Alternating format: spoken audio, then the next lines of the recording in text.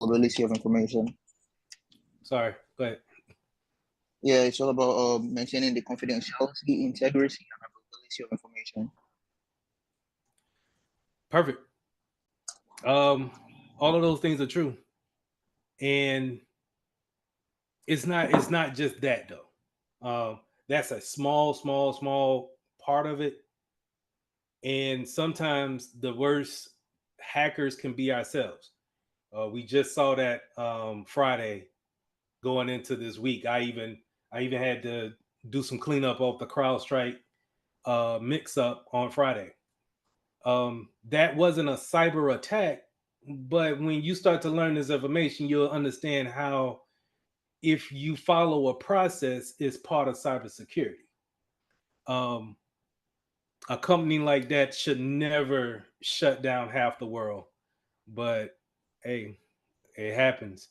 And trust me, CrowdStrike won't have any type of foothold in this industry. I think I think it's going to be over for them. But anyway, that lets you know just how widespread it can be. Cybersecurity really is about protecting your data from protecting yourself on the internet, protecting your data from people who shouldn't see your data, and also that CIA triad that you alluded to, keeping those three pillars the main thing throughout everything that you do in cybersecurity. You got to have confidentiality. People need to make sure that it's secretive from people who shouldn't see it. But then you need to have that integrity that if you put $20 into your bank, that bank knows that you put your $20 in there, and it has the integrity of keeping that data the same until you want to take that $20 out.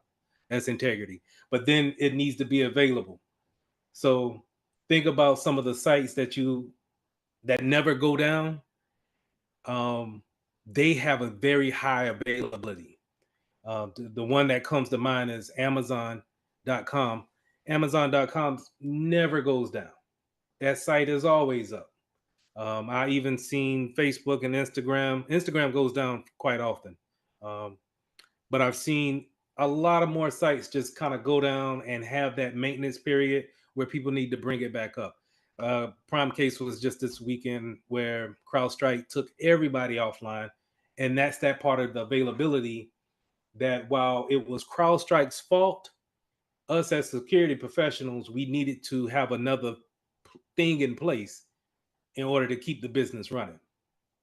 So a lot of those airports that you've seen that were shut down, they needed an actual game plan in place just in case that was to happen. You can't have people just sitting in the airport waiting on an itinerary to be printed, and you have no way of printing that off because the computer's down. So that's where we come in at, and we need to know these type of processes on top of stopping our normal hackers from coming in and hacking into our accounts.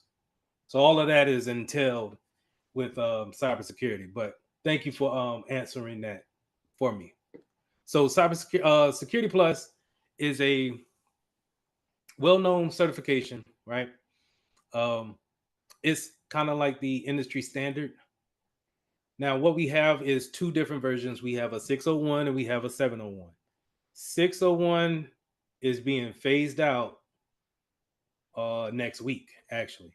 And that you can see that right here where it says retirement. So the reason why I bring that up is that I don't know if they bought the vouchers for you guys for the 701 or the 601. But hopefully it's the 701.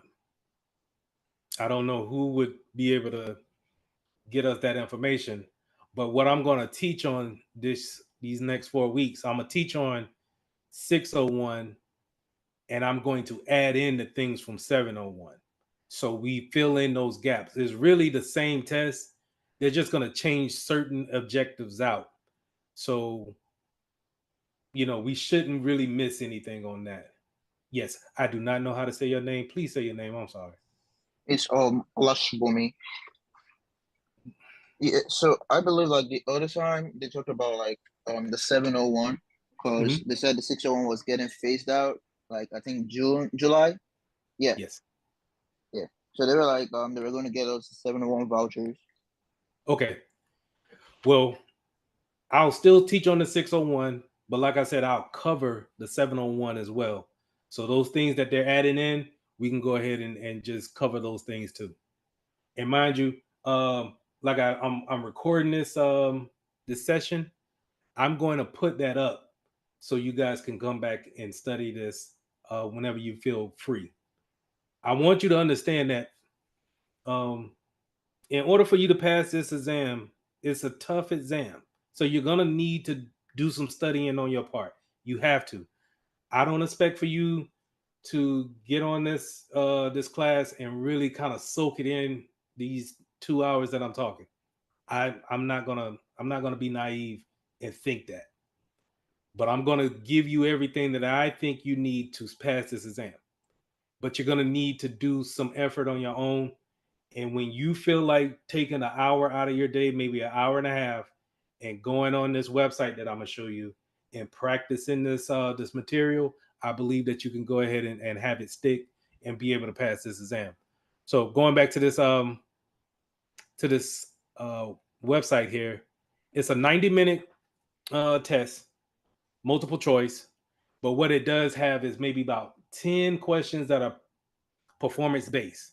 And what that means is that they want you to read a paragraph, look at a diagram, maybe drag and drop some things um, around. And that's going to throw some people off, because if you don't know how the test is going, you're just going in there thinking that you're getting 90 questions. Excuse me. Yes, I'm sorry.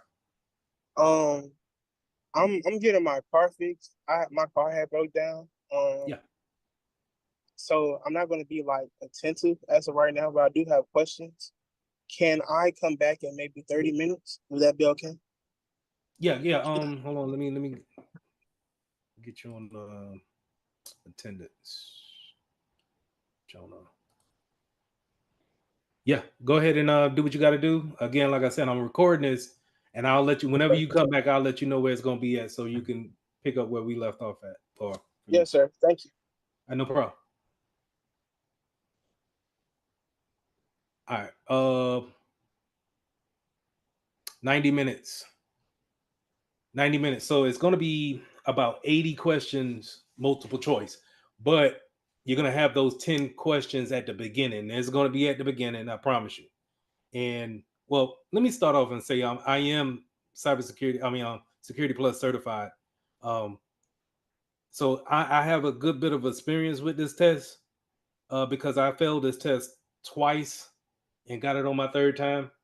And so it's not something that you just up and know, I guess. But if I don't want to say that and then be negative, right? If you put the effort towards it, you can make it happen. Could I have studied better? Yeah, I think so. Could I have done things better when it comes to test taking? Yes. So was that did I have things going on those first two times? Oh yeah. So that might have all contributed to me failing that test twice. But the more I did take it, it is I kind of got used to what they wanted in that test and how to go about doing it. So in that 90 minutes, you want to make sure that you keep everything down to maybe about a minute per question. Okay. So no time to really kind of sit there, ponder on it, and then think about it about 2 or 3 minutes. You're gonna end up you're gonna run out of time. So keep it to a minute. In this website, I got something for that to where we can practice those questions at a minute pace. I think I could put a time on it, but never mind. Anyway, it's based on a 750 scale score. You only need a 750 to pass. And the reason why I'm bringing up the passing part is because it's a weighted test, meaning the areas that you're weak in is going to ask you more questions in that area. Okay, so when we go over encryption, you may be able to go past encryption fairly easy in the in the class, but then on the test, if they ask you fairly complex question and you straight up bomb it, they're going to keep asking you encryption questions, right? And then that's going to push you towards not getting that 750. So we want to make sure that we are able to understand every subject equally, so we can have a balanced test when we take this test. All right.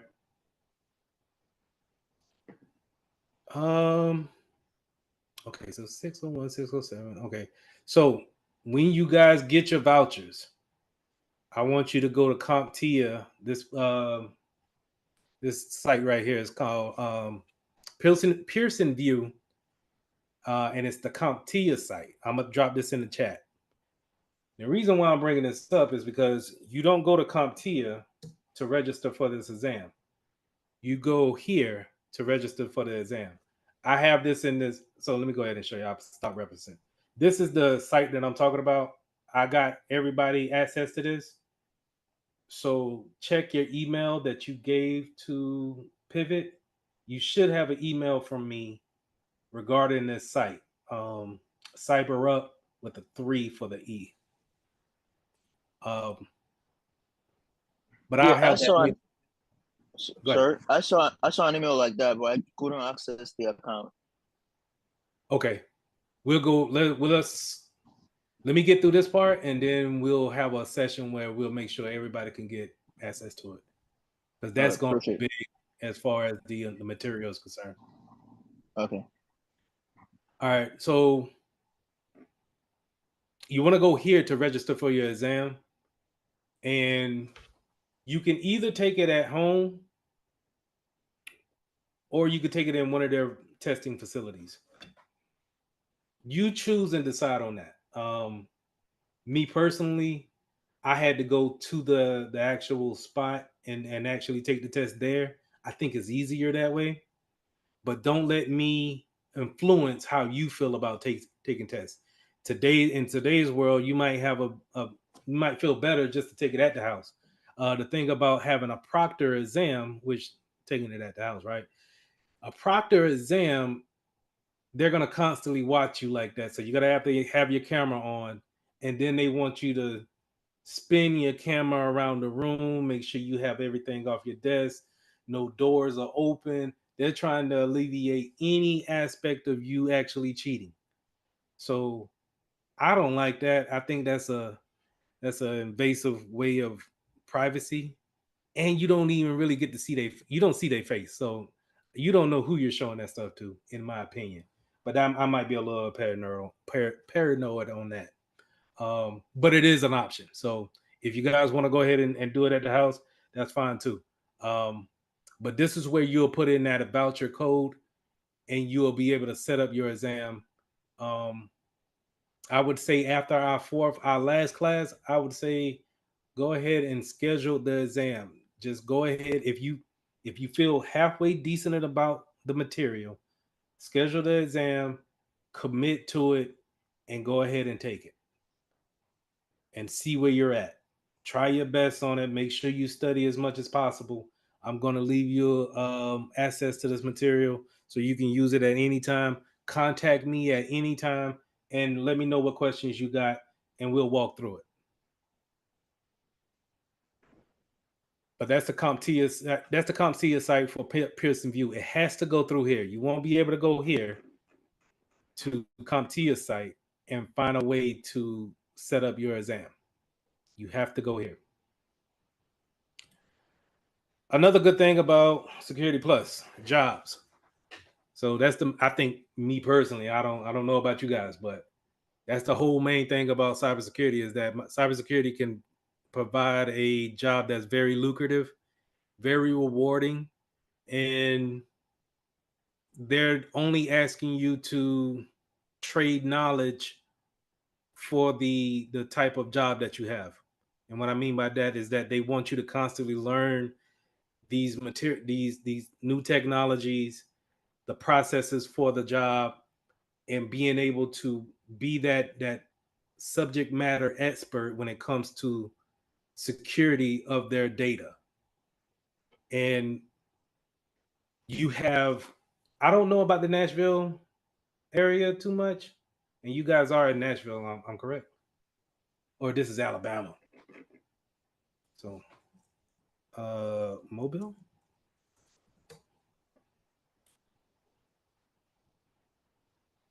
My bad on that. I was thinking about the other cohort. So I like to come and find jobs all the time. I did the same thing here.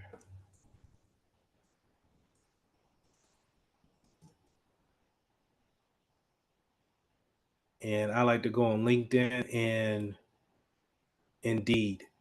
If you don't have a Indeed, a LinkedIn account, do yourself a favor and make one. And if you're a person that don't mind networking, LinkedIn is a perfect spot to do that. Especially while you're in school and you're looking for internships. While I'm on that subject, let me go ahead and tap into internships. Internships can be a wonderful way for you to get into this field without going through the whole process of trying to find different jobs. Because what's going to hold you back is the experience part of it. I have ways around the experience part, but it's going to be better if you're an intern working for a company. They train you the way they want you to be trained, and then they just hire you on after the internship. So if you could find some internships, that'd be awesome. But to my point of what I was trying to show you guys is that Security Plus is 9 times out of 10 going to be on job descriptions in some form and fashion. SAIC is a popular military government contractor, and they normally want Security Plus to be on their applicants' resume. So I'm looking for it here. So you can see here they want the A plus, the Network Plus, and CE only means continuing education, or continuing something else. I forget what it is. It might be experience, but don't hold me to that. But anyway, the security certifications is something that they're looking for too. And so these places like this they pay very well, even for entry level positions. So I would highly, like I said, compared to the A plus, and I'm not trying to sway you guys, but compared to the A plus, I probably would lean more to the Security Plus, just because it's a niche. It's more of A plus can be so broad, and it's not really going into one direction. And so you have to get maybe like a service desk or a help desk position, where Security Plus is strictly for cybersecurity positions. You could get a help desk job, but you're more focused into a particular specialization. Any questions on that?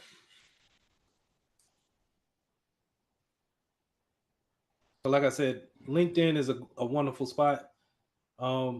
Create a LinkedIn and reach out to me, and let's connect. I'm not great at networking, but I mean, I know y'all, so I'll put it in the chat too. So if you want to just go ahead and just make one, and just, if you want to have a connection, hit me up. I'll go ahead and connect. It's no problem. But I think this is also great ways for people to look at others in that field and have direct conversation to them. Let's say this young gentleman, he contacted me the other day, and I don't know him, but if I see something maybe in his biography that I wanted to necessarily talk to him about, or maybe if I wanted to get in the governance and compliance area when it comes to cybersecurity, maybe it's somebody that I can ask, hey, what do I need to study? Who do I need to talk to? Things of that nature. So networking here on LinkedIn is built for that type of networking. whereas other social media sites is more sociable, not really geared for any type of career building. Okay. All right. Did anybody else join since then?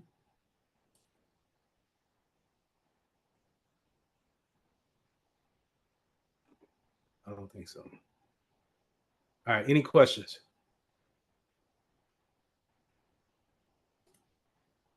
Give me 1 second. Let me go ahead and switch over to CyberUp, and then let's get y'all in there.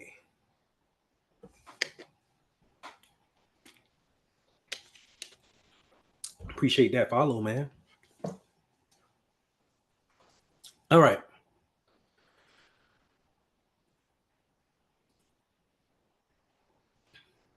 Easy. So CyberUp, let's go here to, I need to log out. Who doesn't have access to this site?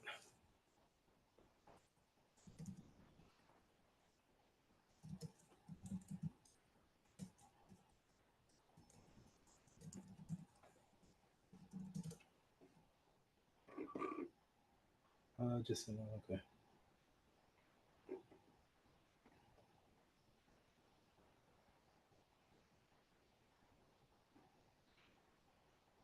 Keith.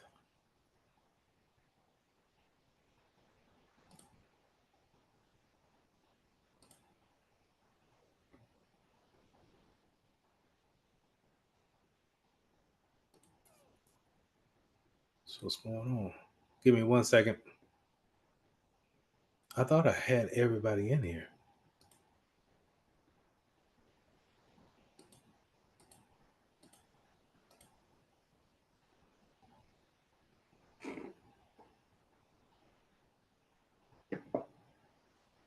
Keith, you see this email right here? Can you check that Gmail account and make sure you didn't see anything come in there? It should look like this. Give me 1 second. Let me pull it up. Yeah, I did get an email for the. You talking about for the CyberUp thing? You kind of cut out at the end, but yes. Yeah. Oh, okay, yeah, I saw it in my email. Cool. So I just click the link and then it's gonna give me access. Yeah, click that link, and then you're gonna need to use the password there in that email to get access. It's gonna ask you to change that password, but once you change it, then it's something that and then you can go ahead and use it whenever.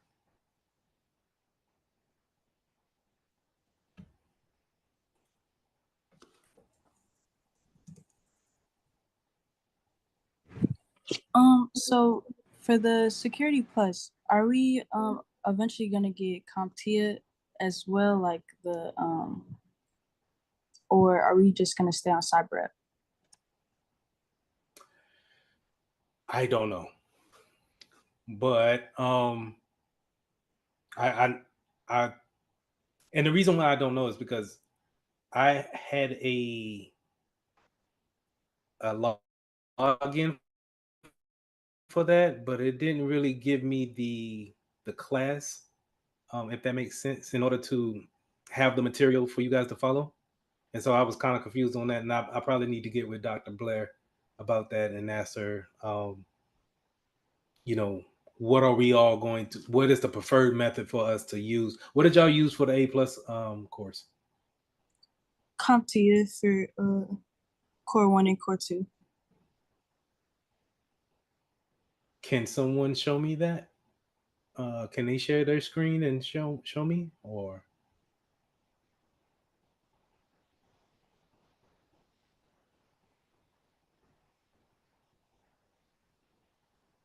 I can. okay, I'm gonna stop sharing. Or am I sharing? I'm not even sharing. You could share, I think.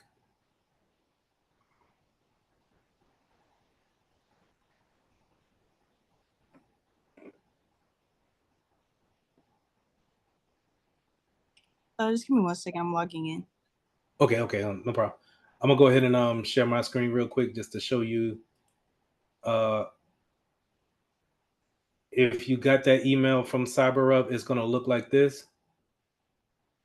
and it wants you to use that username right here, but that password, take this password, throw it in there, throw it into this screen. It's going to look like this. Let me log out. It's going to look like this. Throw that username and that password in there, and it's going to automatically ask you to change it.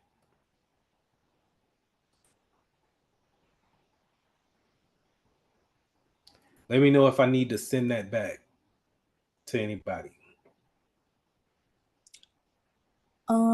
I just logged into CompTIA. We actually do have the Security Plus on there as well. So yeah. Okay. Do you mind sharing your screen real quick just so I can take a look at it? Yeah, no problem. Thank you.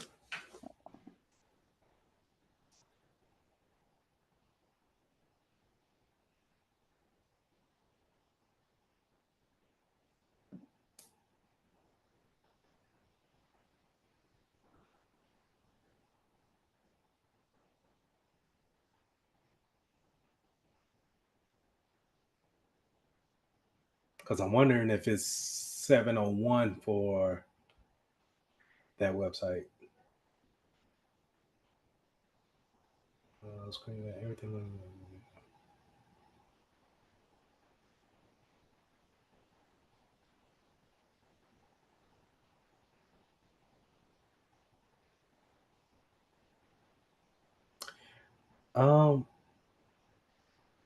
Go to lessons.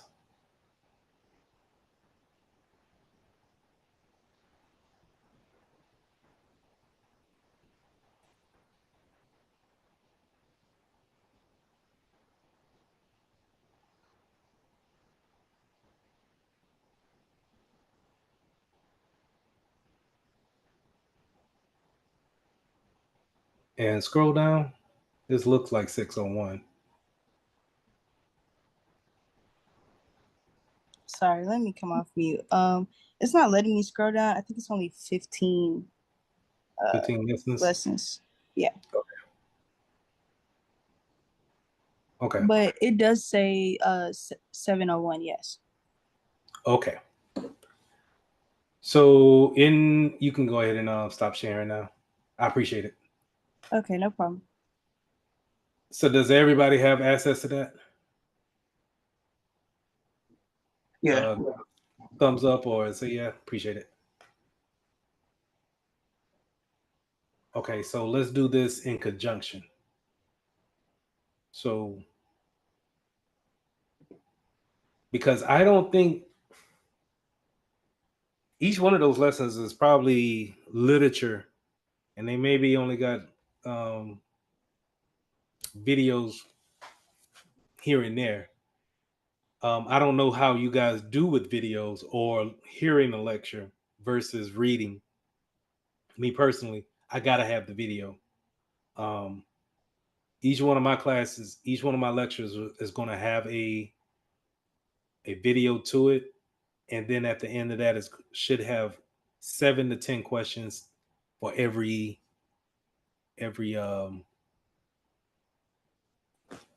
lesson. Let's go back to 15. Can everybody get into CyberUp? Or is that something that I need to ask tomorrow as you guys get settled in and then try to get into the class? I got in. Cool. Anybody else got in? Yeah, also got in. Cool. All right. So let me share my screen. If you don't have access, let me know and I'll get that email back over to you. But I set it up into weeks, right? I'm gonna collapse it all and then I'm gonna split it. And the reason why I wanted to do that is because we got 4 weeks. We need to cram this thing in, and it's tough to do that, but hey, we got to do what we got to do, right? So I got 4 weeks here. And I wish I had it to where it could be indented so it could be easier to see. But I got 4 weeks here, and I got 21 lessons. But the one thing about it is that for some of the weeks, I have different resources here, such as, I think this is for my previous class, so I need to take that out. Yep. Sorry about that. But I got the objectives here. And this is straight from CompTIA 701 objectives. This is everything to cover on that exam. And so a study tip is that if you take these objectives, and it's really only just definitions, if you're able to do the definitions on these types of words, you have a good chance you probably are going to pass this exam.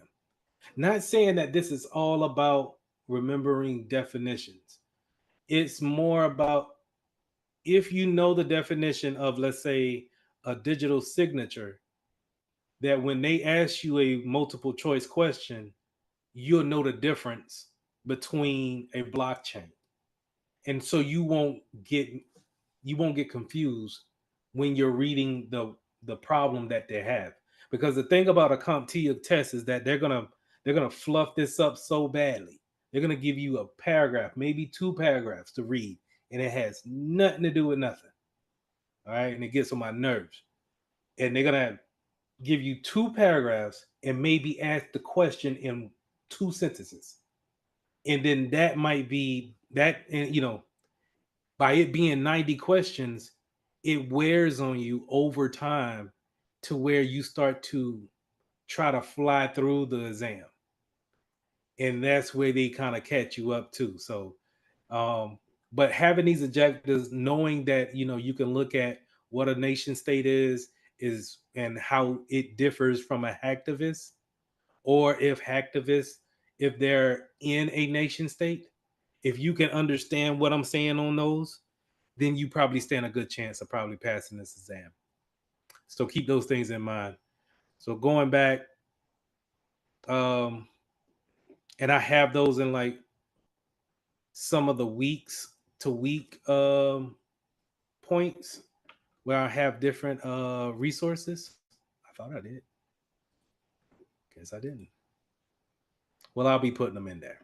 But I know for sure each lesson has a video to watch, and then after that video might have some reading to do.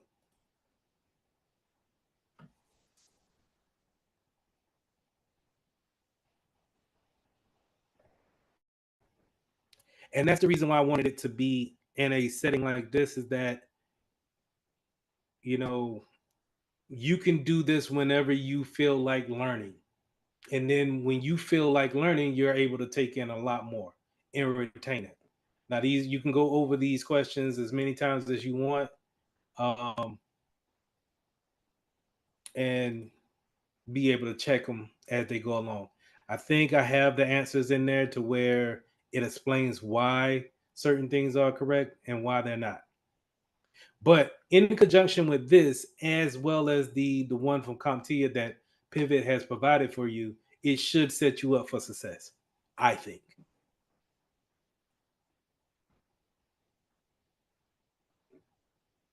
And then at the end, when we get into week 4, or I'll say into week 3, I'm going to start putting some practice tests out there. And you can use the practice tests from here as well as CompTIA to help you with that, getting used to 100 questions, multiple choice. And the good thing about the CompTIA part is that they have those performance-based questions in there ready to go too. So any questions?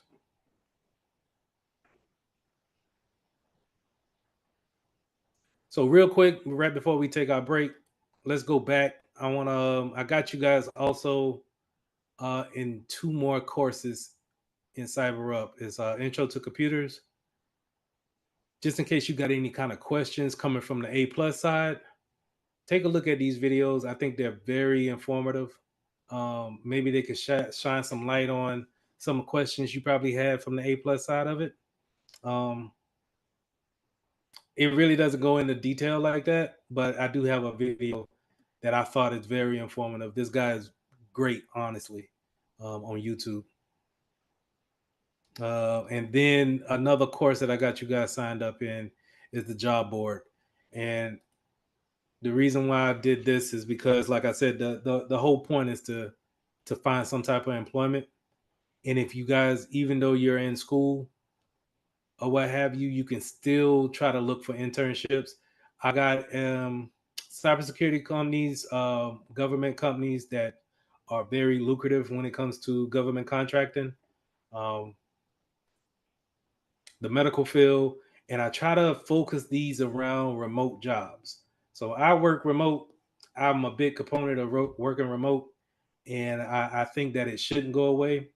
And so I try to get companies up here that they are remote friendly. And if you want to take a look at them, the only thing you got to do is just, click on that. It should open up in a different window and go straight to their job board. And the reason why I do this is because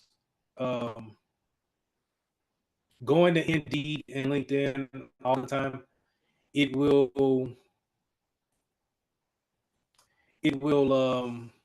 you get a lot of traffic there, and sometimes you see bad posts where it may be posted up there for maybe a year or more, or a lot of times you could fill out these job applications and people never get back with you. I always tell people to go directly to a company and see if they're hiring for the position that you want and fill out the application on their site.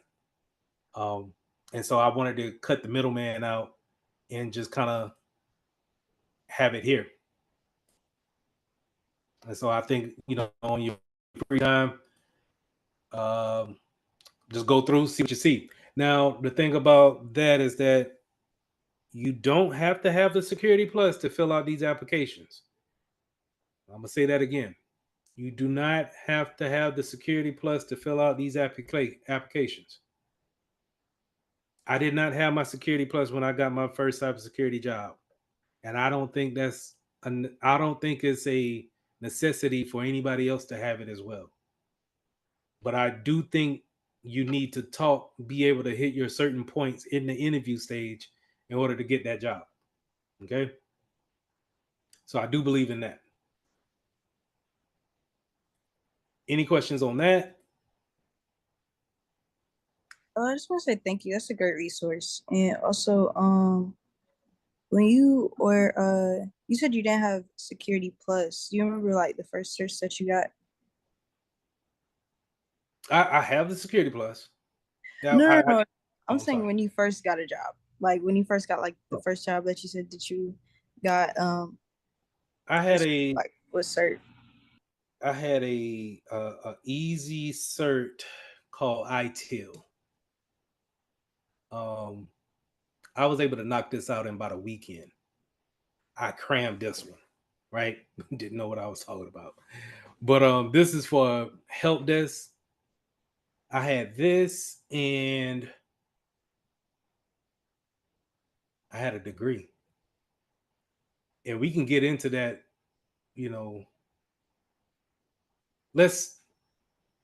let me make sure I pick that up after this break. Let me take a break. Let y'all get up, do what y'all got to do, and let's pick up from that point of certifications and degrees. And I'll tell you other certifications that you might want to look at that'll help you out in your journey. So remind me of that when we come back in about 15, okay? Okay, cool. All right. So let's take 15. Let's be back at what is it? 6 for y'all? 6:50 for right now. So come back at 7:05. I don't have a timer, but I'll see y'all then. Appreciate it.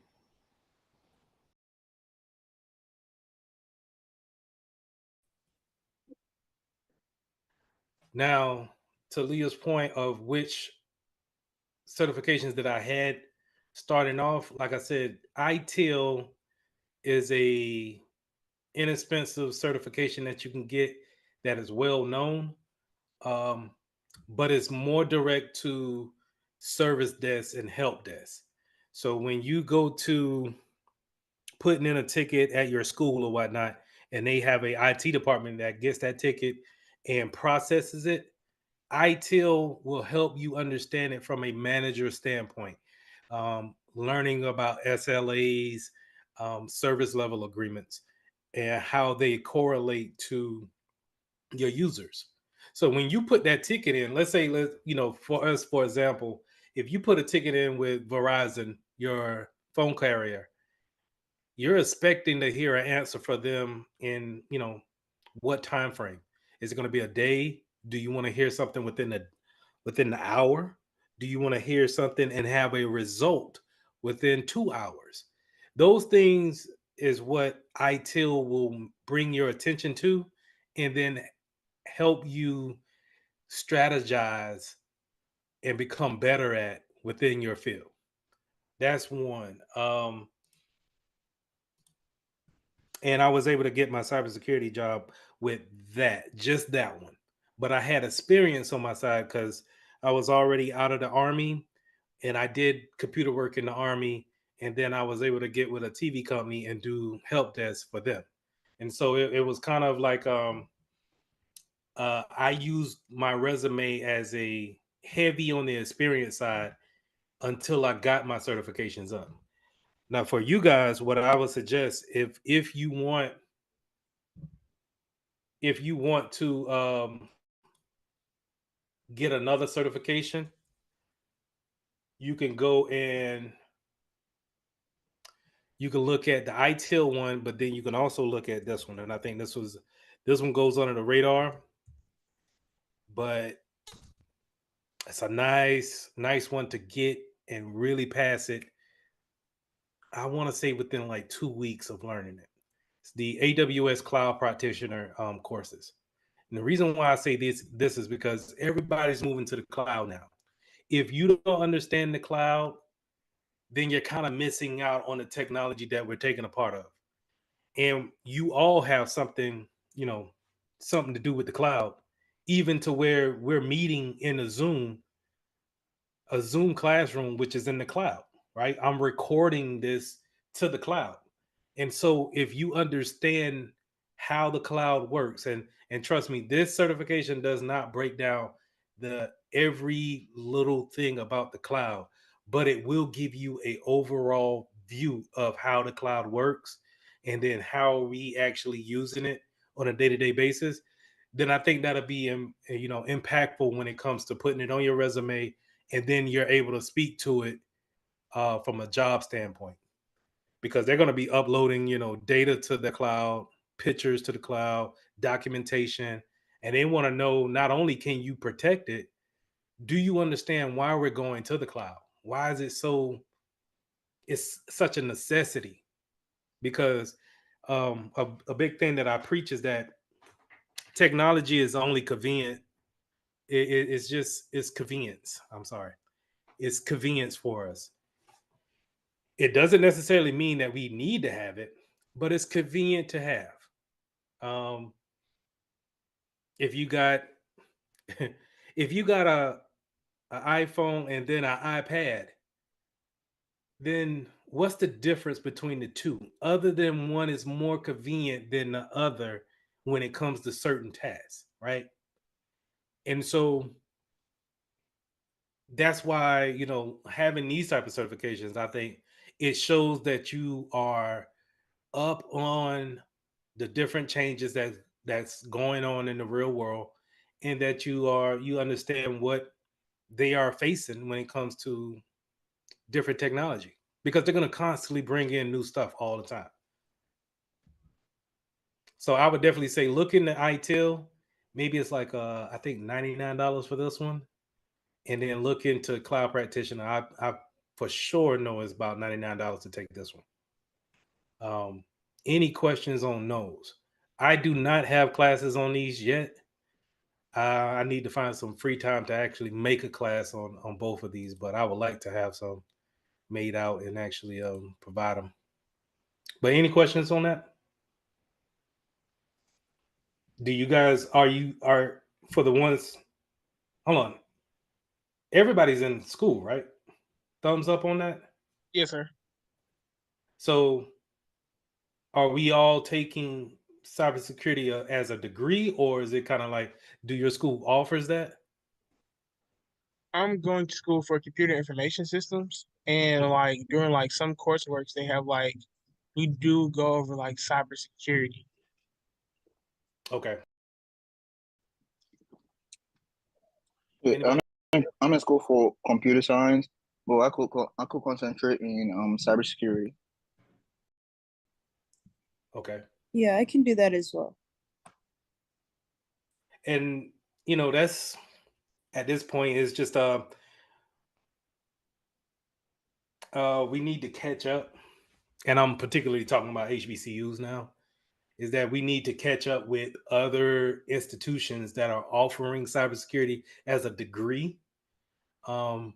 Not everybody does that. They do it as kind of like a specialization, and I believe that's because schools really don't know exactly how to put it as a program. Because I think they look at it as a technical degree and not necessarily a, I don't know, an academic degree or something like that. It's definitely not on the same par as American literature or African American studies or history as a major, but it's more technical, and I think they don't understand the business side of it, of how security professionals are built to just understand business, and then we think about the security side to the business. But I think that'll change over time. Maybe after you guys get your degrees and certifications, and um, y'all are seniors at your jobs, maybe then your alma mater will probably have a degree program um, offering it as a associate's or a bachelor's of science. But I'm pretty sure that's probably in the long future. But in the meantime, while you're doing that degree work, I say get your degree, but also get these certifications too on while you're learning. Um, I'm assuming everybody's out on summer break right now. And so if you can knock out a couple of certifications, do that, please. I'm gonna just give you another one real quick. It's called Qualis. Forgive me on my spelling. Qualis training. So check this out, right?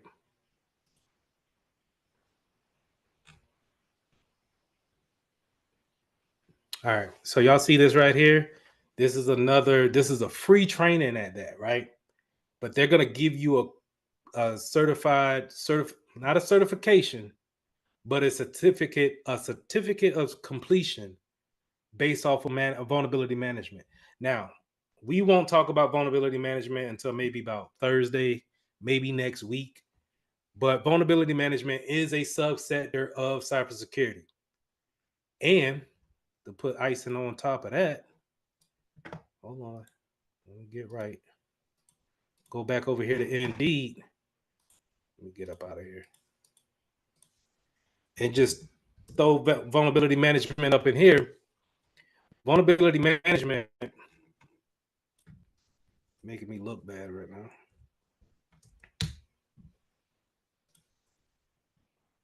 Jesus. Do y'all understand why they do stuff like this? But vulnerability management is also a particular position that companies pay for. And when I say pay, they pay. And the thing about it is that you're not doing what I do at work. What I do at work is I make sure whatever tools we bring in corresponds with what we need for our business. Vulnerability management is going to look for any type of risk or what type of issues we may run into, and then they report it.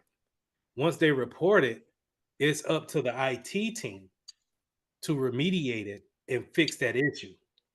It's only meant for the vulnerability management to find the issue and to report the issue. So keep that in mind as something to take a look at. This I'm put this in the chat. I'm sorry, man. I'm gonna butcher your name. Can I get a nickname for you or something? Yeah, you could call me Ola. Allah? Ola. Yeah. Ola? Okay, gotcha. Yeah, so is your job like governance and compliance? Say that one more time. Is your job related to like compliance and governance or something like that? It could be. Some companies can loop that in. But the ones that I've seen is going to be separated. So you have these certain silos where you have, matter of fact, this kind of goes into our first lesson. That when you click on the first lesson in Cyber Up, it'll start talking about positions in cybersecurity. So you will have something like incident response.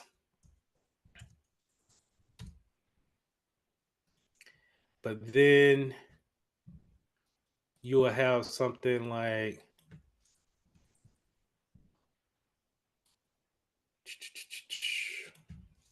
cybersecurity engineer that you see right there.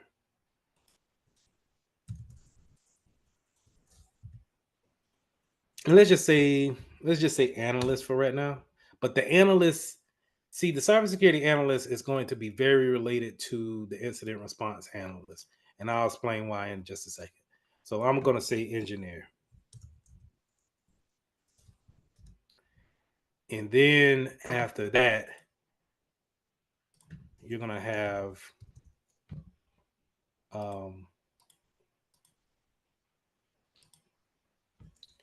you can have vulnerability management,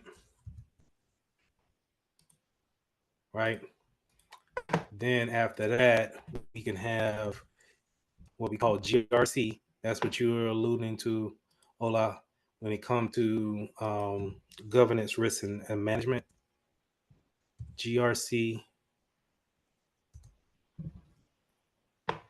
Then you got one that nobody really look at, and it pays just as well, and that's audit. Now, the reason why I didn't bring up the CISO or IT directors or information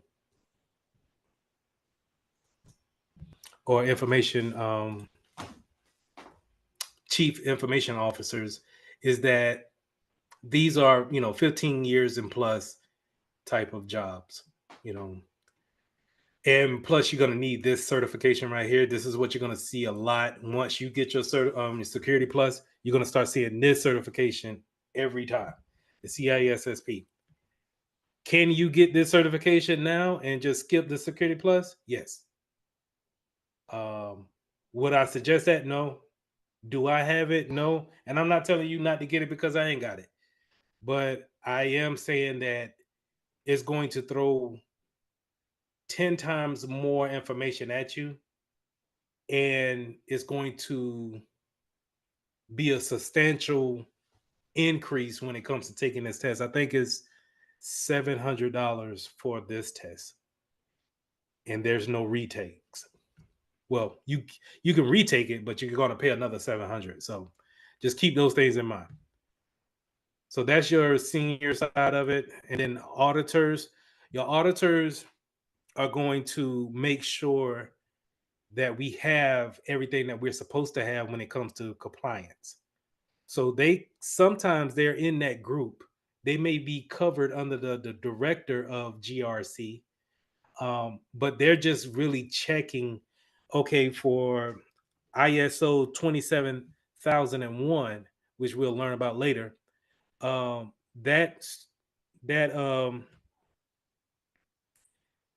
certification, what did he call that thing? That governance, we're supposed to have so many firewalls or servers that's blocked by a firewall.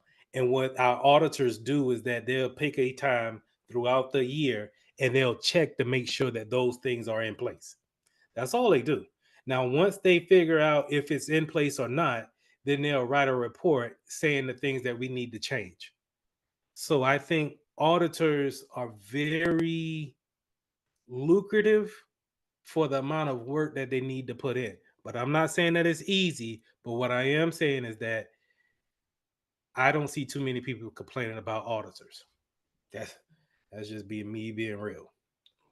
And I think, me personally, I think that you can get in this just as easy as an entry level job as a security analyst. GRCs, again, kind of like auditors, but what they're doing is that they're making sure our policies is okay, making sure we're not taking on any kind of risk that we don't need to take on, and then we're making sure that we are in compliance with whatever regulations that we're under. Let's say if we are a company that take credit cards all day long, we want to make sure that we are compliant when it comes to PCI DSS, which is for credit card industries that use credit cards for transactions.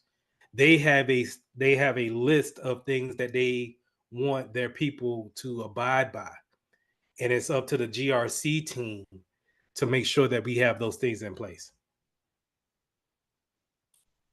Again, I already talked to you about vulnerability management, but it's one of those silos where this is all what they do.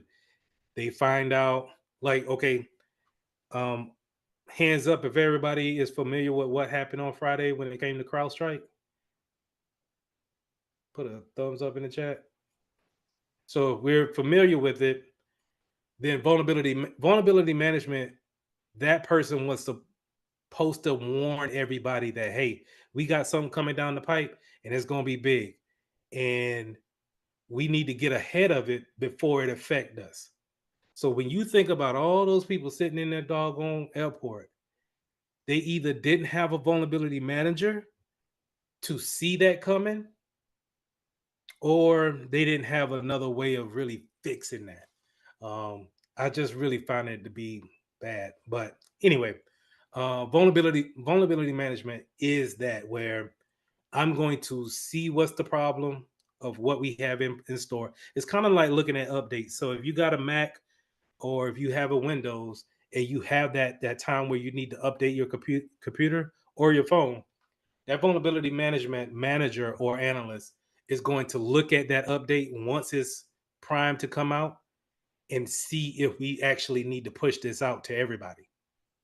See, the problem that happened with CrowdStrike is that it was a lot of people who updated the CrowdStrike agent because it was automatically set to auto update.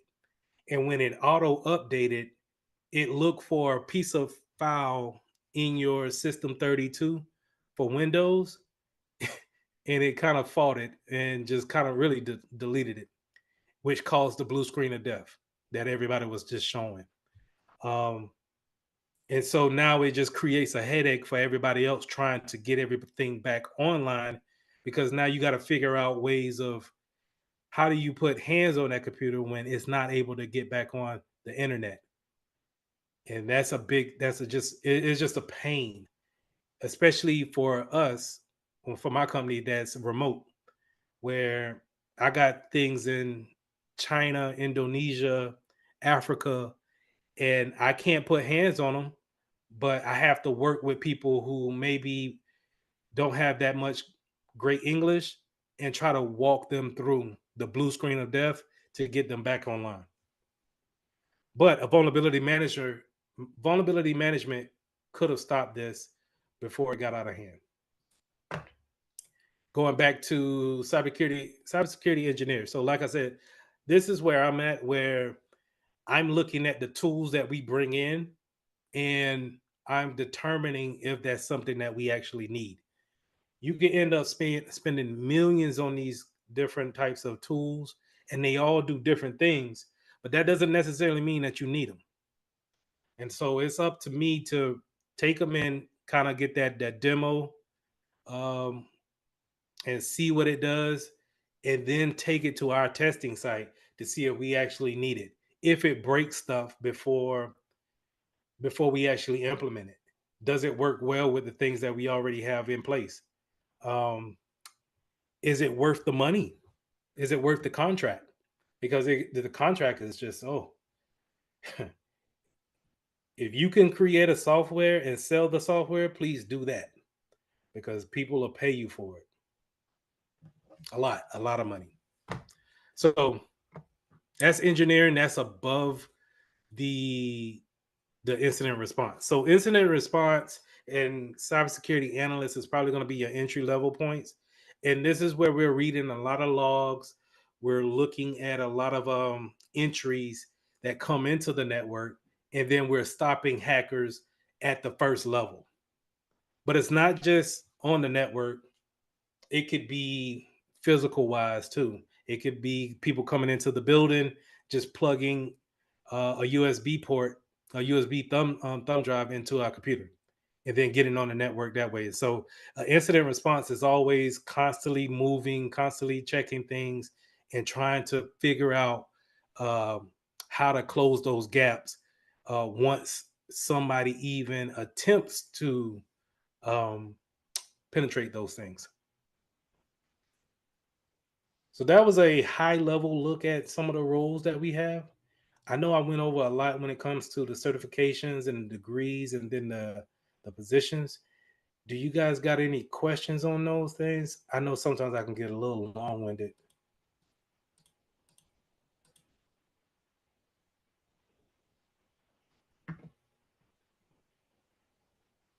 All right.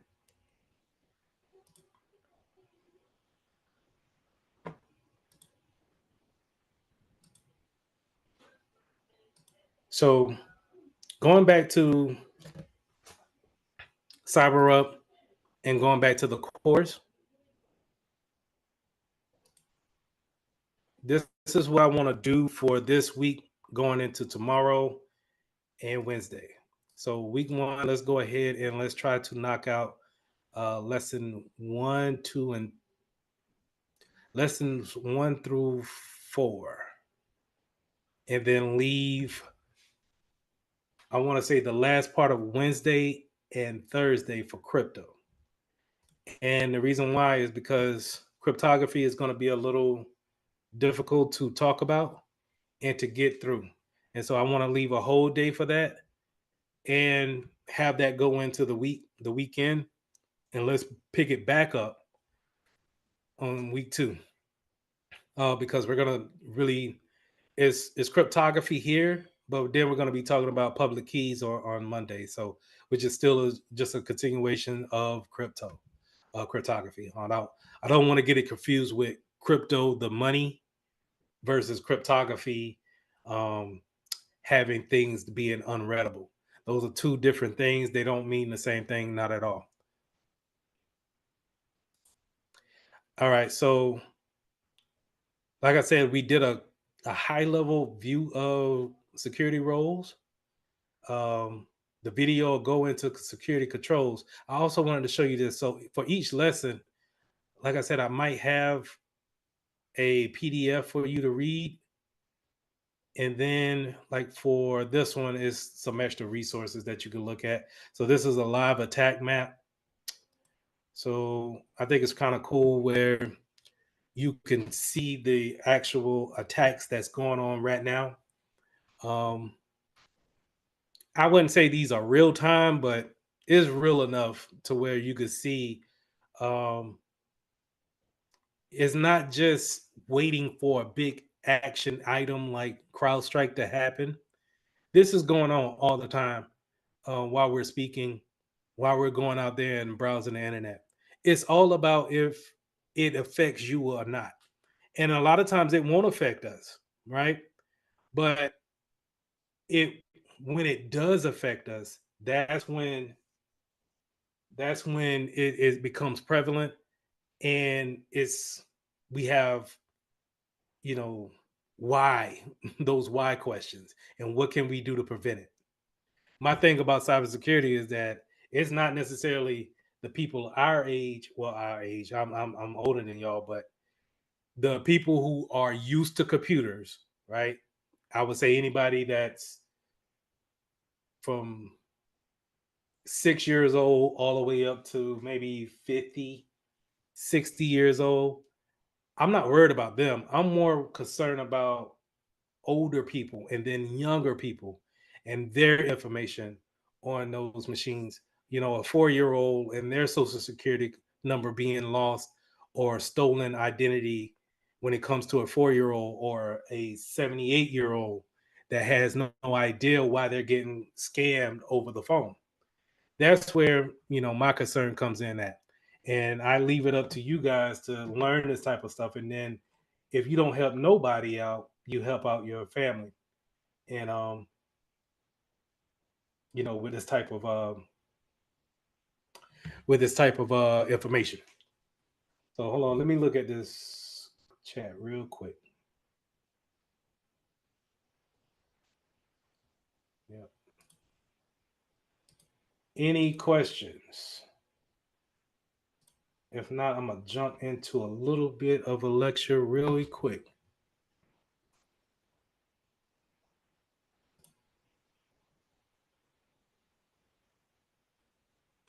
So I'm gonna talk about security controls from a high level, but I still need you guys to go through and look at these videos. And then what we'll do on tomorrow, I'll review these the first hour, and then the second hour we'll put some hands to looking at some different websites, looking at some different tools, and trying to marry these things up. Because the thing about Security Plus is that you can learn everything in these videos, like social engineering, but until you see it, then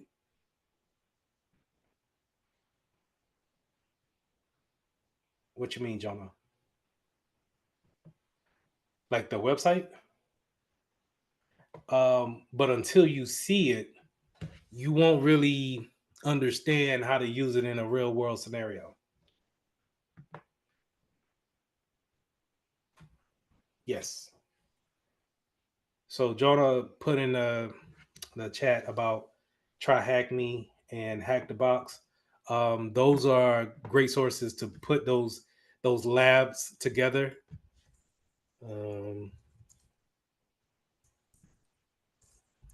My only thing about these is that it might just be prevalent to me.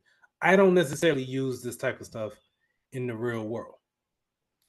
Mine is more built off of tools like this, and I have some stuff when it comes to Virus Total.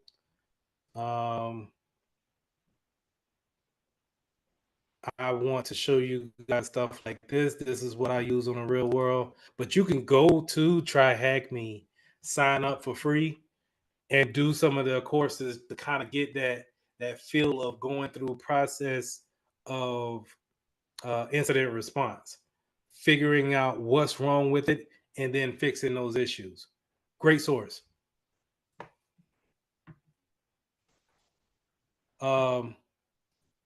With Virus Total, I like to go through, like if I'm having issues at work and someone is unsure about a website, so I'll take my website and matter of fact, yeah, I seen that was good. Throw a website in there and we'll see what does it come back with. So Virus Total is a repository that checks with the major vendors in the cybersecurity realm. And if they deem this to be a malicious site, you'll see entries like this. And so this helps me out, wonderful when it comes to doing tickets at work and someone's unsure about what's going on with a particular site. And so I could throw it in here real quick and figure out if it's malicious or not. Now, you may be saying to yourself, well, some of it's clean and then some of it's malicious and suspicious. Which one do you go with? Well, I say play it safe always. Always play it safe. Never really kind of go off of the fact that Acronis said that it was clean. You're better safe than sorry, and probably reach out to this vendor and ask them why are they seen as a malicious site, which in this case, for this particular site, this is a malicious site, sort of, kinda. So let's take a look at it real quick. So when you go to this site, it's actually, oh yeah, I forgot. Give me 1 second. Take that off and just go to, I'm a Google.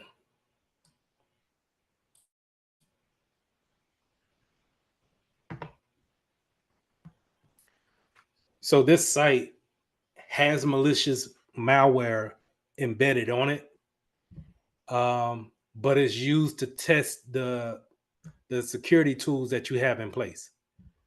So a lot of times, if you just got a brand new, let's say, you want to replace your CrowdStrike tool and you want to get something new, then you can go to this website and test it out and download something malicious for learning purposes only to see if it alerts on it.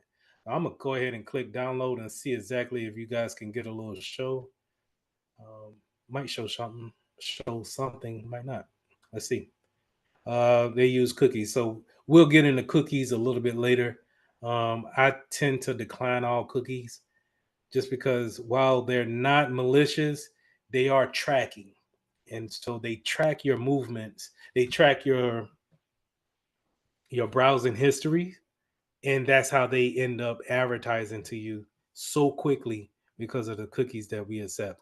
So whenever you can deny a cookie, go ahead and deny it. See if I can download something here.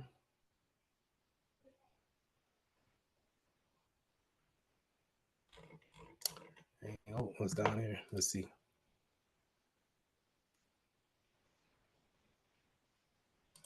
Not giving me much action. Try to zip file. So it's thinking about something. I don't know if you guys can see that, but you can see how my browser is looking at it like something's wrong. This is the antivirus kicking in right now and just saying, no, we're not going to allow this particular malware onto the machine, even if I said resume. So that's great.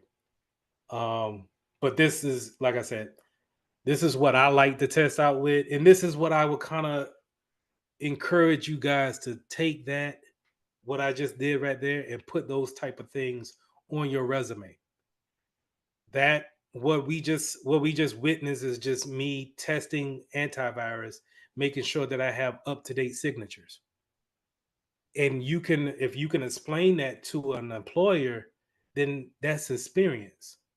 Whether it came into a business setting or just like I said, us having class at night, it's experience. It's still experience. And we used a reputable tool such as Virus Total in order to research a website.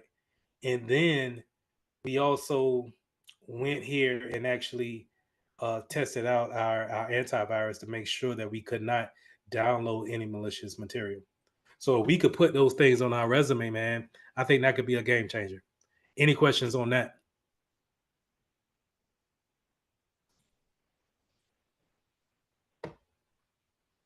Am I losing y'all? So what if you try downloading it and it actually downloads? What goes on then? Download it where?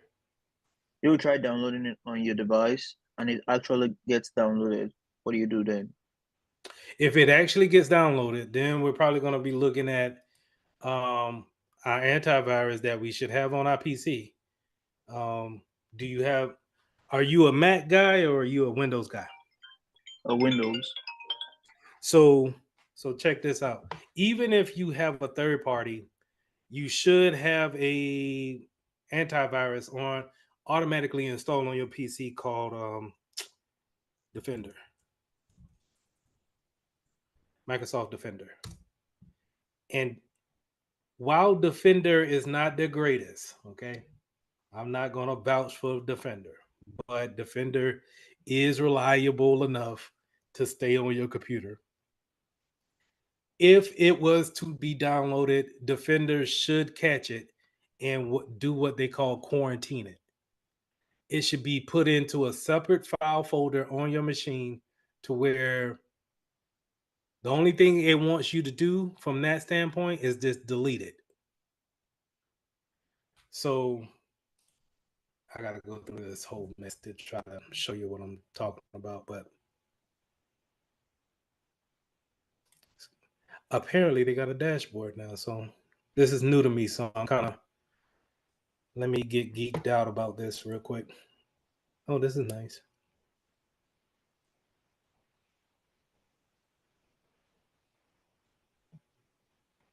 Okay.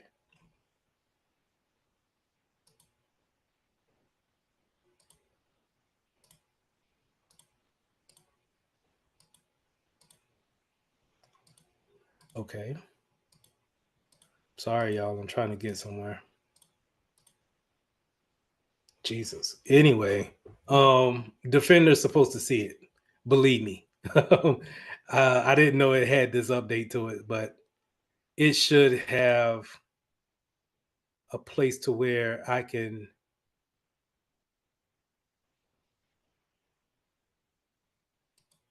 So all my update, my your virus and your threat protection is on, and it should be on your computer as well. And so, like, to answer your question, if it gets to your computer, if it actually gets to your downloads folder, this is supposed to kick in and quarantine that device, quarantine that file immediately. If it doesn't, and then you start to see weird information or weird activity going on, then what you want to do really is come to your start menu in Windows. Mac, I'm not familiar with Mac that much, and I'll explain why in just a second. But you want to go to Task Manager. If you see any kind of weird activity, what I mean by weird activity, things are opening up on their own, things are going really slow, and you want to check on your Task Manager your percentages here.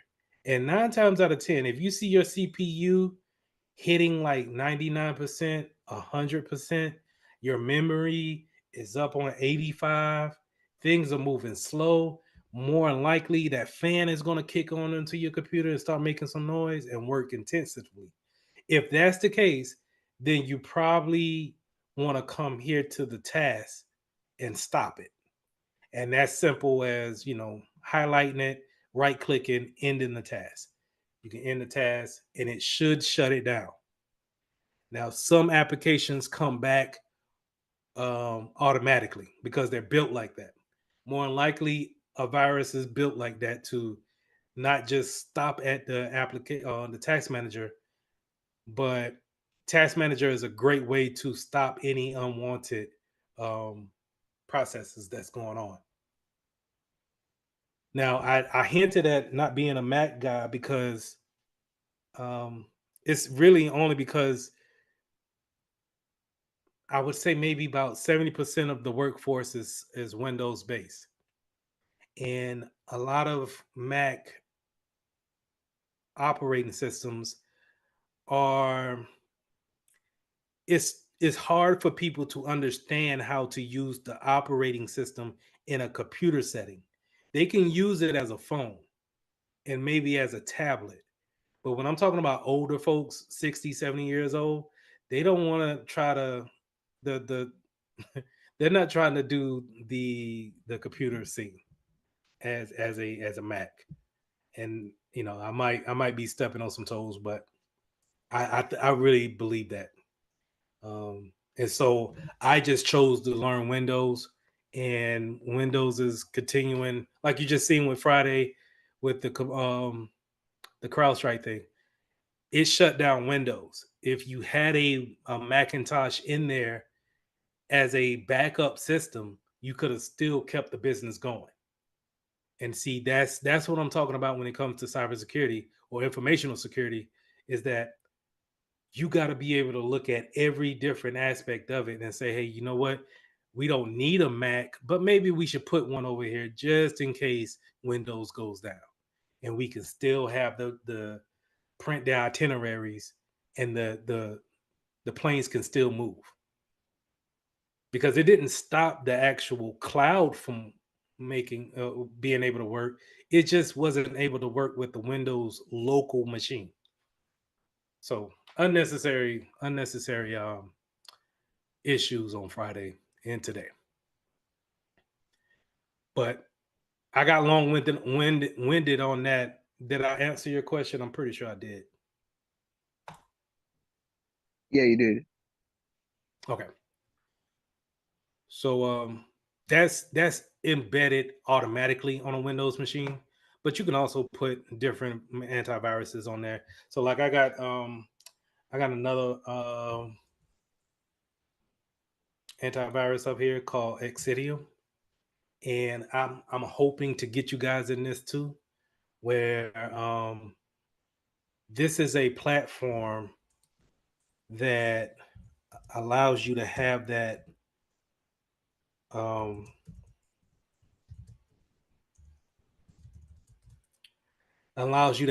that security analyst information, that security analyst experience from. If I can get logged in real quick.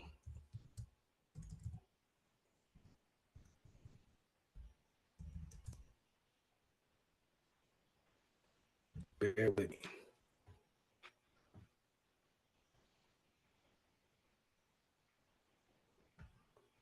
Two-factor. We'll go over two-factor, I think, on Thursday. And the importance of two-factor. If you have an account that offers two-factor, just go ahead and get used to it and just put it on your machine. When we talk about ransomware, this is your number one way of defending against ransomware is two-factor authentication.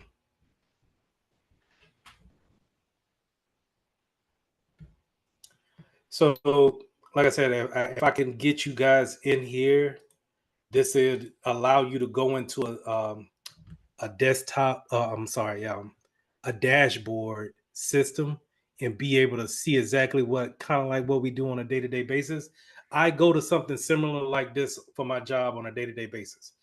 And what I do is I'll go to see exactly what machines I have on the network, what needs addressing, who needs patches, things of that nature. So I'm gonna try to get you guys in here in the user section, and so you could just browse around and see exactly what's going on. But sometimes your antivirus endpoint doesn't just have to look for viruses; it can tell you a ton of more things that's more useful. This is where we get into the EDR side of things, endpoint response and detection, or endpoint detection and response. Not only can it give you the regular stats about a PC, but then we can look at things like software lists, and we can create our allow lists as well as our deny lists. And we can do those things from here. And this is what I'm saying. When we go through our lessons, it'll tell you that in the lesson that, hey, you need to have a black list, you need to have a white list. That's all cool and everything, that you know what that means. But this is how it looks. And if you can remember this on the test, then you don't have to think about it as much when we can see what version we're on and why versioning is an important aspect to software inventory. Okay. All right. Is the version on IP address? One more time. Is the version on IP address? Is there a version on the IP address? No, I said, is the version on IP address? Is it an IP address? I'm sorry. Like, if you go back to the place where it says version, right? Where? I'm sorry. The place you were previously on, I think that was software Oh, inventory. on the software inventory. Yeah. Is that an IP? No, it's not. It's Oh, not. no. No. Yeah. This is a version number. So whenever, and this is later down in the lessons, but whenever we do talk about versions, this is terrible, right? Really, when you think about it. So the first number before the first decimal is the major change. Everything after this decimal point, this first decimal point, is a minor change. So this is a minor change. This is a minor change. This is a minor change with the 113. Do you have to, like, let's say if you get a 114 comes out, but all of these numbers stay the same, do you have to update? Maybe not, because maybe that minuscule change is just a font. They're adding fonts to it. But whenever it changes to 127, that's a major change. Millions of lines of code has been changed, and it's best for us to update if we need to. Now we'll go into it when I say if we need to, because to push out the latest and greatest, that's how you get the CrowdStrike thing. Because once you push it out and it ends up being a dud, then it's out there and you don't have a way of rolling back because we can't even get contact with it. So it would be best practice for you to see that an update is coming and what we call white papers. We will read the white papers and understand what changes are coming down the pipe, and then go in a test machine like this. This is VirtualBox for you guys and girls that need to work on an extra machine. VirtualBox is a wonderful way to go ahead and download an OS and practice on that, and you can use that on your resumes too.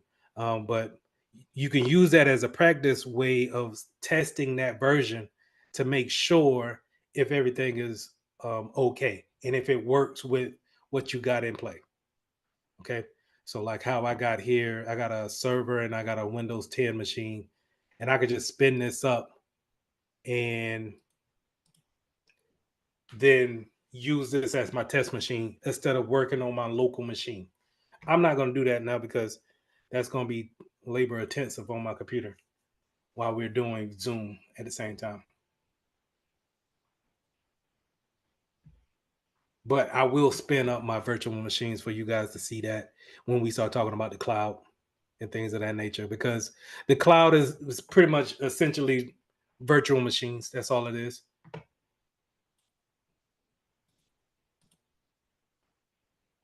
And it's still booted up. Anyway, hopefully y'all can see that and I'm not freezing up. Give me a thumbs up if y'all can see that. Appreciate it. So virtual machines are good. It's a good way to get good experience of creating your own environment. And what I need to do is actually maybe take one of these days and we go over setting up a resume. Maybe I'll give you guys a template and we can use that template as kind of like a basis so you can write your resume. So all these things that we go over and that you're practicing on your own time, you can throw it on your resume. Because I promise you, anybody that's looking at that you worked in a VM and you spun up a 2019 server, that's going to be very different than doing help desk tickets, resetting passwords. They both are important, but they speak very differently as far as volume is concerned. So my VM is taking forever to boot up. I just want to get to the splash screen so I can go ahead and shut it down, but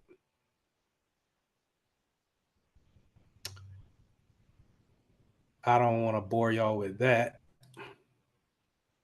So I'm going to go ahead and shut it down.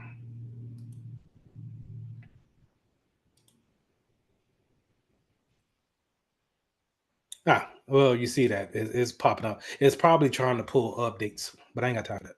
Anyway, later on, I'm gonna try to get y'all into this endpoint protection platform and let y'all play around in that as well, so you can get some good experience. Now it's at the top of the hour. I promised that I was going to do 2 hours. If y'all don't mind, stay right there while I look at this attendance one more time. And I'm gonna let y'all get back to y'all lives after this.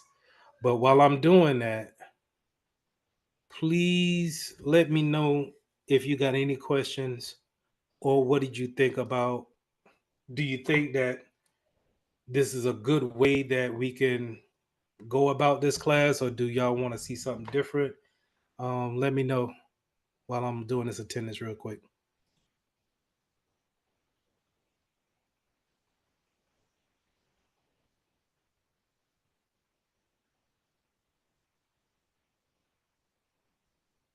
I like the lesson plan on cyber. I think it's well, it's new to me, but I like the look of it so far, so I'm interested. Okay, cool.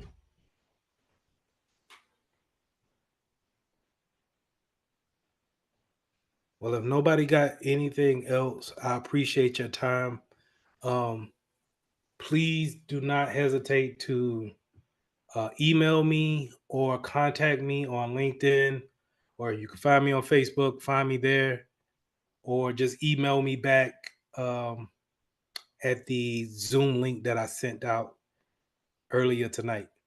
And I'll try to get back with you as early as possible. But remember, go over the lessons 1 and 2 tonight or tomorrow, whenever you feel like ingesting that type of content.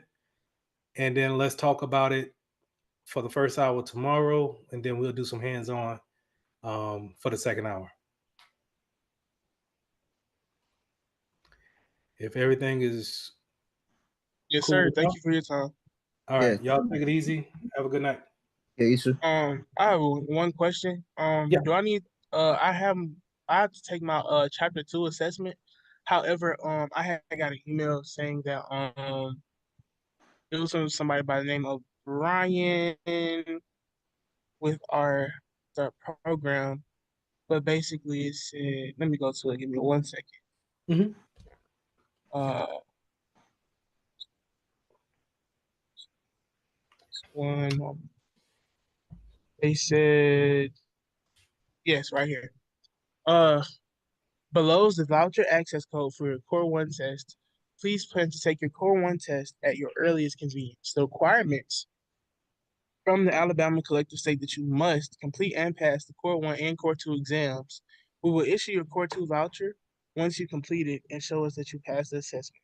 We will begin the Security Plus portion of the class Monday, July 22nd, 2024. To schedule the exam, click the link login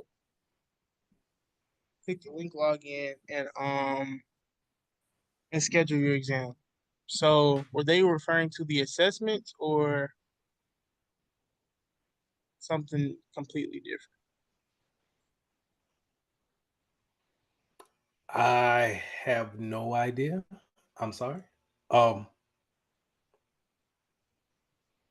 but I'm not sure. The only thing I have an excuse that I was just really last week told that I was going to start this week. So Yes, sir. Yes, sir.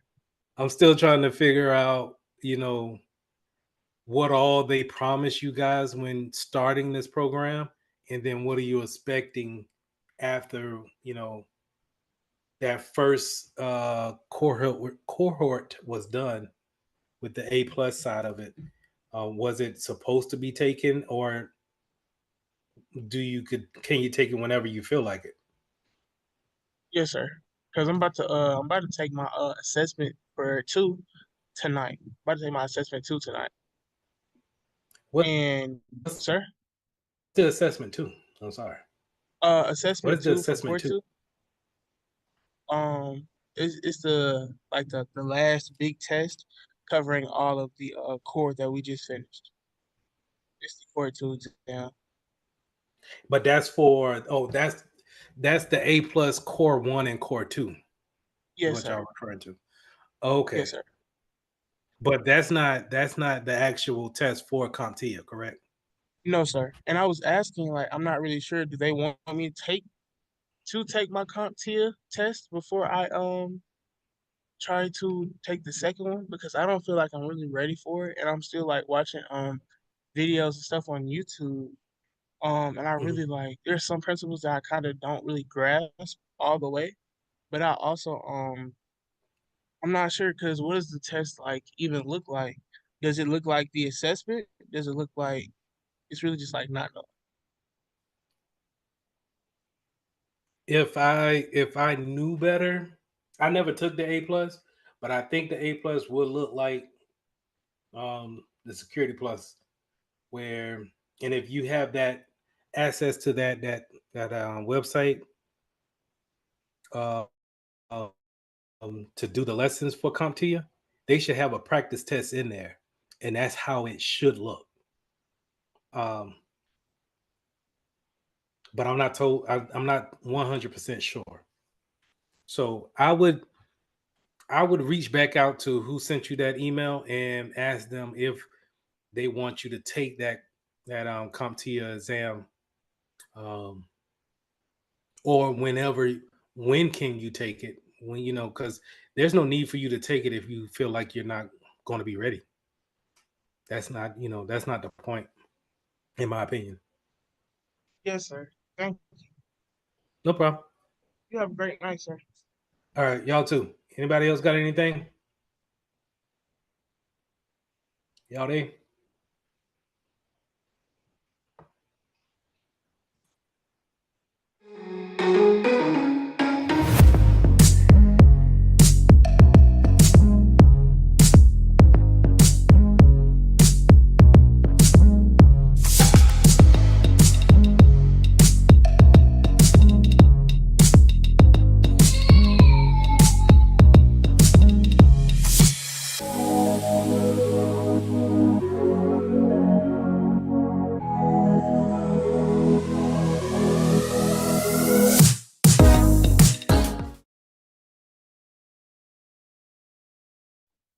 Morning. Good afternoon, sir. Hey, how you doing? I'm doing well. Doing well. Blessed up, That's good. That's good.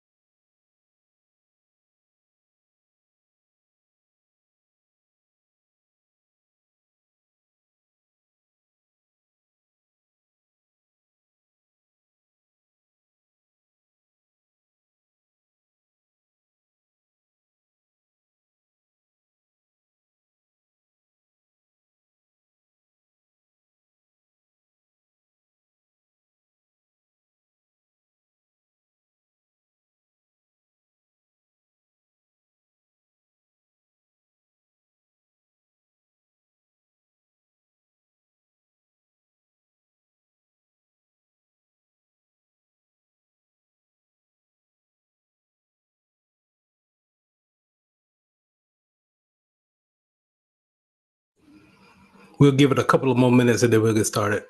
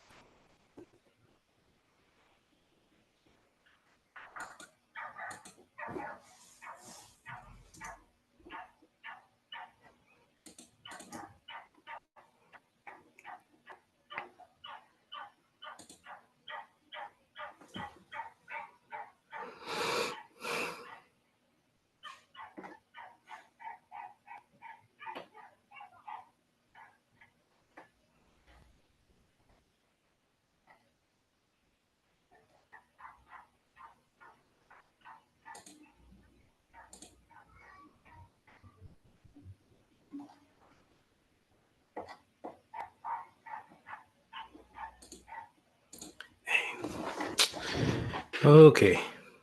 I can't find what I want. All right. Good evening. How are you guys doing? I'm doing well. How about yourself? Doing good. Is there any questions about yesterday, what we went over? Were you able to get Hello? to the Google Classrooms, check things out, or are you just kind of letting everything from yesterday sink in?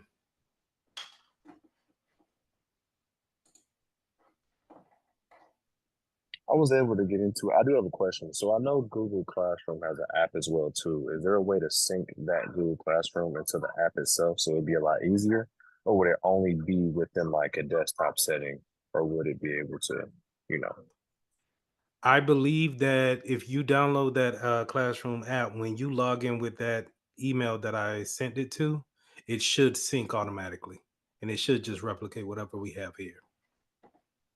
Okay, thank you. Mhm.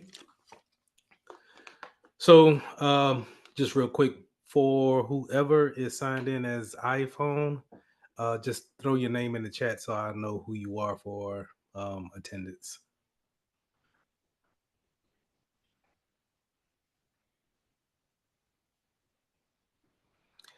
So just to kind of recap, we went over CIA yesterday. We went over confidentiality, integrity, and availability. Those are the basis of what we're going to base everything that we talk about going forward on those pillars.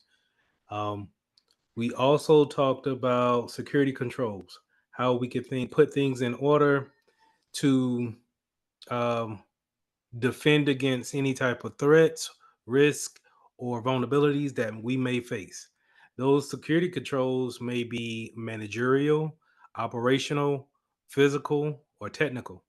And it's on you guys to understand what type of items fall in each category. We also went over some title roles: security analyst, SOC analyst, vulnerability management analyst, or CIOs, CISOs, um, security, cybersecurity managers, cybersecurity engineers, and then we kind of touched on the domains.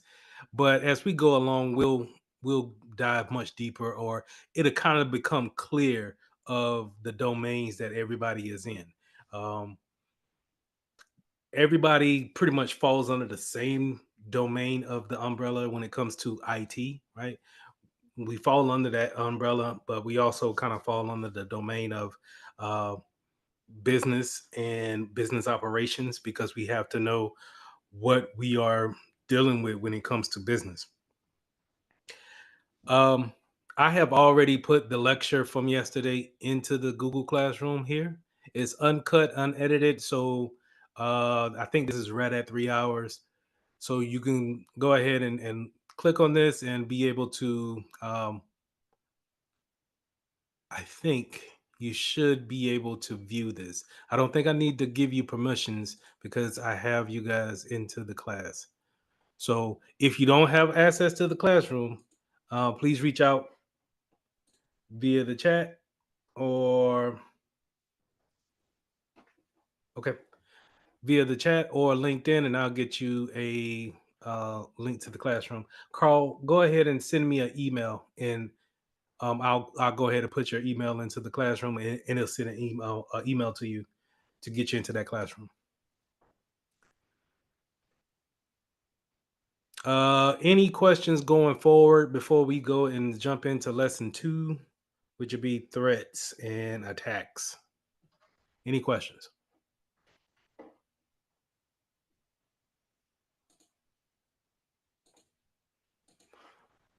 All right, give me a couple of minutes, seconds.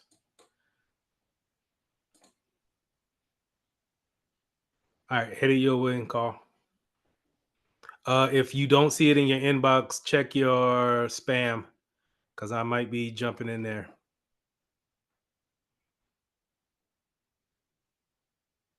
All right. So hopefully we can get into a good bit of stuff. Hopefully I can show you some stuff you've never seen before, and we can have a good session like we had yesterday.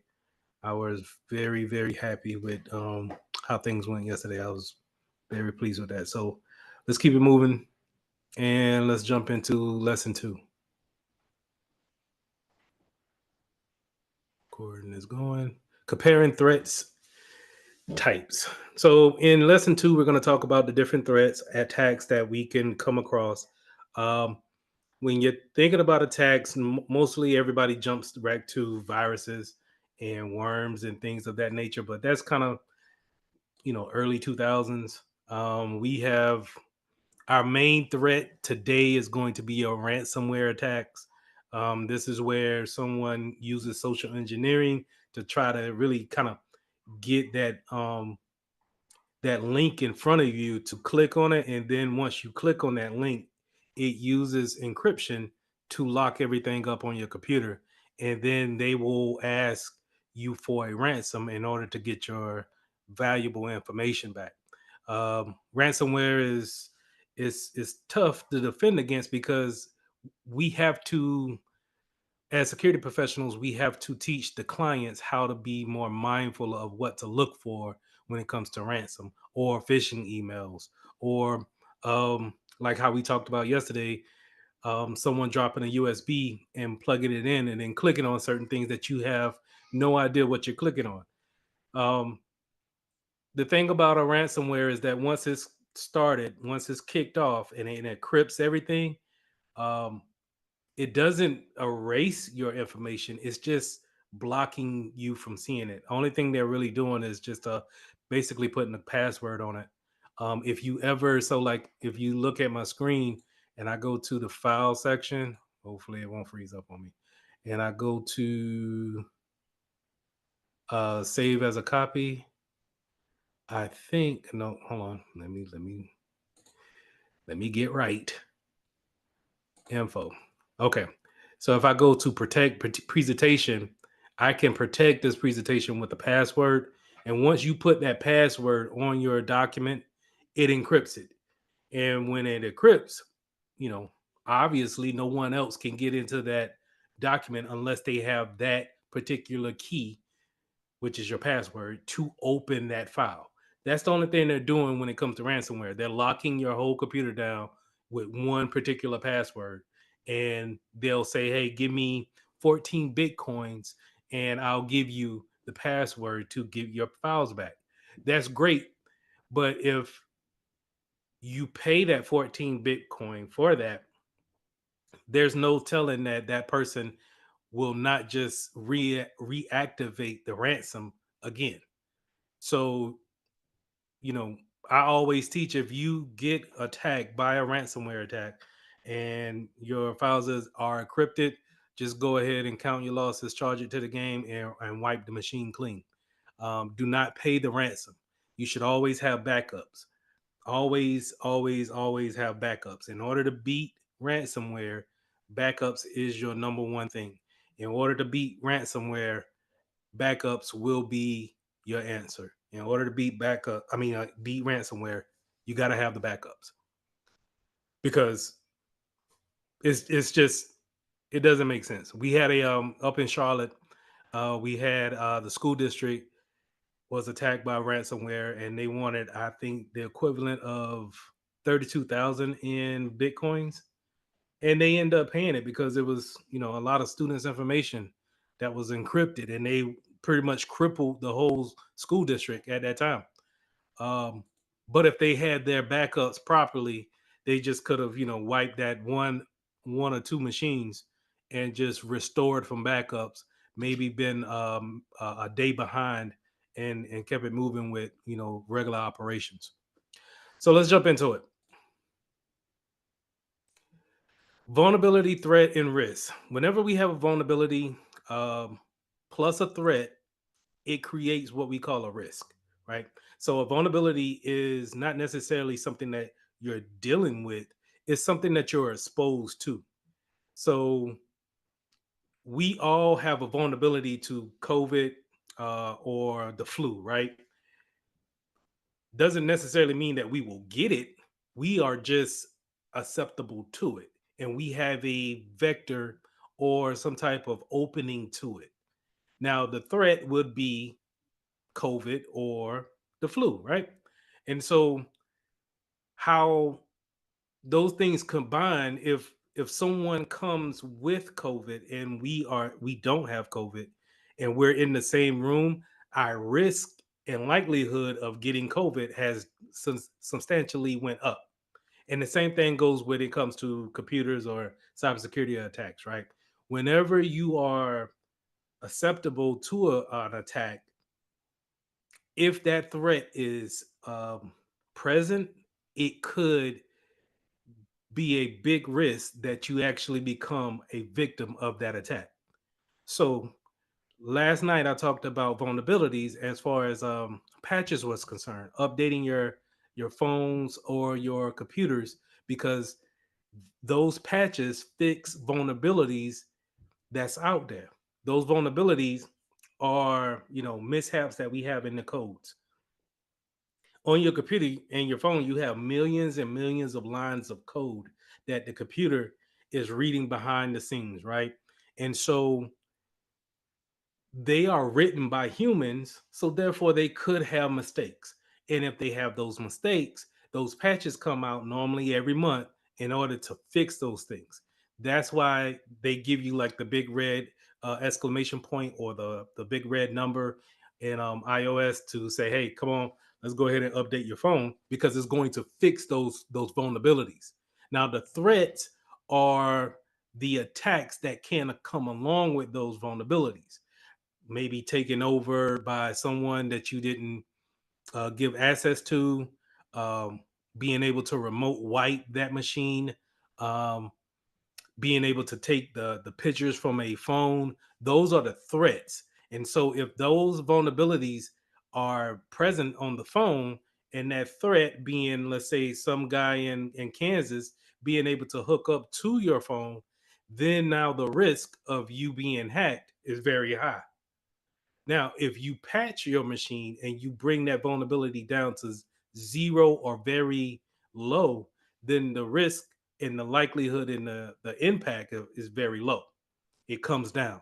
We're able to control it more, because we're never going to eliminate the threat. There's always going to be threats out here, but we can do something about our vulnerability, which in turn help us with our risk.